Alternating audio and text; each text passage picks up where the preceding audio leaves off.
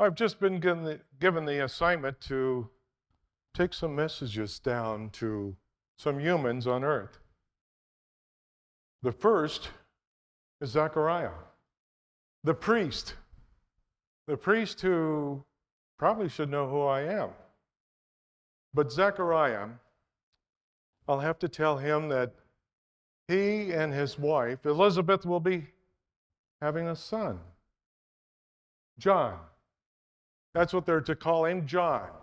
He'll be the forerunner of the next message I have to give, the forerunner of the Messiah. This is God's plan. God's plan for Zechariah and Elizabeth. They have been praying and praying for centuries almost to have a child. And now, God is going to bless them with this son. The son they're to call John. And he's not to have any wine or fermented drink all his life. And even when I tell John this, I know he's not even going to believe me. I will have to tell him that who I am. I'm Gabriel, standing in the presence of God. And I have come to give you this message that even with Elizabeth in her old age, will be with child. She will bear a son, and you're to call him John. Even after all this, I've been warned that Zechariah will not believe me. So I may have to show him a sign of how true this is. A sign for a priest. I'll make him silent, not able to speak until his son is born. Then the other message is to a young girl, Mary.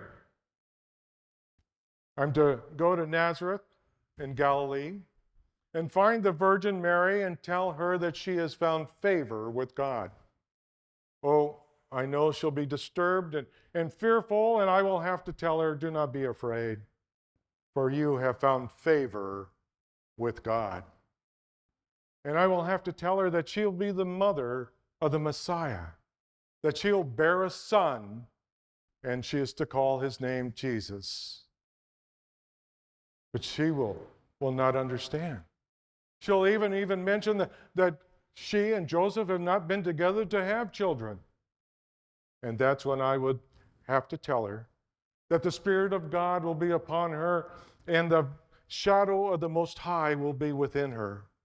And that which is inside her will be the Son of the Most High, the very Son of God. How rejoiceful she is when I will tell her that.